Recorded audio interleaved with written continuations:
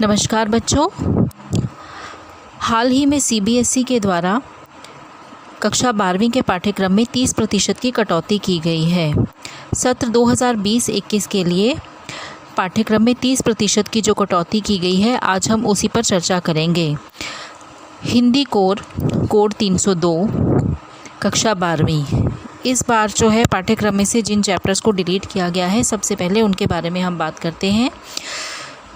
आरोह भाग 2 के पद्य खंड के अंतर्गत कवि हरिवंश राय बच्चन जी की कविता आत्मपरिचय, आलोक धनवा जी की कविता पतंग, कुंवर नारायण जी की कविता बात सीधी थी पर, सूर्यकांत त्रिपाठी निराला जी की कविता बादल राग, उमाशंकर जोशी जी की कविताएं छोटा मेरा खेत तथा बगुलों के पंख, ये कविताएं इस सत्र के लिए डिलीट कर दी गई हैं। आरोह भाग 2 की ही गद्य खंड की अगर हम बात करें तो इसमें से भी 2 चैप्टर्स डिलीट कर दिए गए हैं। पहला है विष्णु खरे जी का निबंध चार्ली चैपलिन यानी हम सब, और दूसरा हजारी प्रसाद द्विवेदी जी का निबंध शिरीष के फूल। तो ये तो बात हो गई डिलीटेड चैप्टर्स की। पाठ्यक्रम के अलावा पैटर्न में भी कुछ बदलाव किया गया है। इस बार का प्रश्न पत्र जो है वो 2 खंडों में विभाजित होगा, खंड अ और खंड ब। और प्रश्न जो है वो बहुविकल्पीय प्रश्न होंगे और लघु प्रश्न होंगे। तो सबसे पहले बात करते हैं खंड अ की। इसमें आपका जो पहला प्रश्न होगा उसके 2 भाग होंगे, अ और ब। अ भाग में 2 अपठित गद्यांश दिए जाएंगे, जिनमें से किसी एक गद्यांश पर आधारित 10 लघु प्रश्नों के आपको उत्तर देने होंगे। ये 10 अंकों का आपका प्रश्न होगा। दूसरा भाग जो इसका ब भाग है, उसमें 2 अपठित काव्यांशों पर आधारित प्रश्न आपसे पूछे जाएंगे। ये 5 अंकों का प्रश्न होगा। प्रत्येक प्रश्न जो है वो 1-1 अंक का होगा। तो इस प्रकार से आपका पहला प्रश्न जो है वो 15 अंकों का होगा, जिसमें गद्यांश पर आधारित लघु प्रश्न होंगे 10 अंकों के और काव्यांश पर आधारित लघु प्रश्न होंगे 5 अंकों के।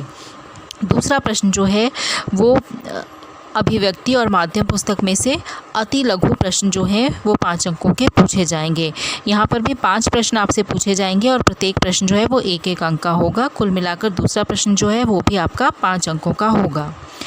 तीसरा प्रश्न जो है वो पाठ्य पुस्तक पर आधारित बहुविकल्पी प्रश्नों पर आधारित होगा। इसके खंड अ में पठित काव्यांश पर आधारित 5 बहुविकल्पी प्रश्न पूछे जाएंगे और प्रत्येक प्रश्न जो है वो 1-1 अंक का होगा। तो ये प्रश्न भी आपका 5 अंकों का होगा। इसका ब भाग जो है उसमें पठित गद्यांश पर आधारित 5 बहुविकल्पी प्रश्न पूछे जाएंगे। ये भी 1-1 अंक के प्रश्न होंगे और कुल मिलाकर 5 अंकों का आपका ये भी प्रश्न होगा। तो तीसरा प्रश्न आपका बन गया कुल 10 अंकों का, 5 अंक काव्यांश पर आधारित प्रश्नों के और 5 अंक गद्यांश पर आधारित प्रश्नों के।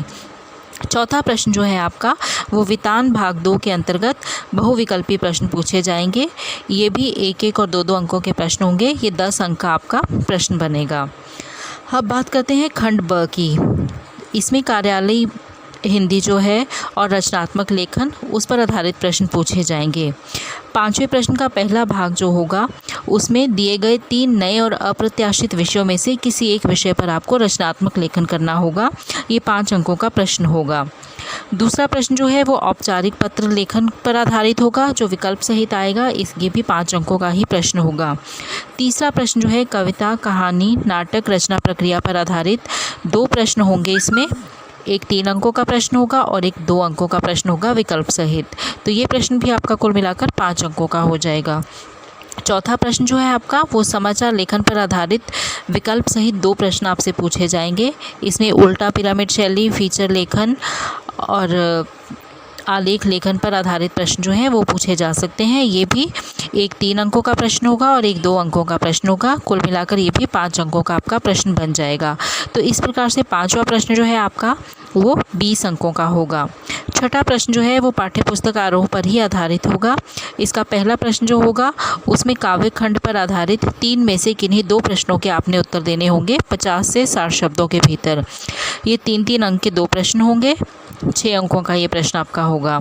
दूसरा प्रश्न जो है वो भी कविताओं पर ही आधारित किन्हीं 3 में से 2 प्रश्नों के आपको उत्तर देने होंगे, लेकिन 30 से 40 शब्दों में, और ये 2-2 अंक के 2 प्रश्न होंगे। तो ये आपका 4 अंक का प्रश्न बन जाएगा। तीसरा प्रश्न जो है वो गद्य पर आधारित होगा। उसमें भी 3 में से किन्हीं 2 प्रश्नों के उत्तर 50 से 60 शब्दों के भीतर आपको देने होंगे। ये भी 3-3 अंक के प्रश्न होंगे और ये भी 6 अंकों का आपका प्रश्न बन जाता है। इसका चौथा भाग जो है वो भी गद्य पर ही आधारित, मतलब गद्य पर आधारित पाठों में से ही जो है 2-2 अंकों के 2 प्रश्न आपसे पूछे जाएंगे। यहाँ पर भी आपने 3 में से किन्हीं 2 प्रश्नों के ही उत्तर देने हैं। ये 2-2 अंकों के प्रश्न होंगे, तो कुल मिलाकर 4 अंक इसके हो जाएंगे। तो ये भी आपका 20 अंकों का खंड जो है वो बन जाएगा। तो इस प्रकार से आपका 80 नंबर का पाठ्यक्रम जो है ये परीक्षा प्रश्न पत्र का निर्धारित हो जाता है। इसके अतिरिक्त 20 अंक जो हैं वो हैं श्रवण और वाचन के 10 अंक हैं और परियोजना के 10 अंक हैं।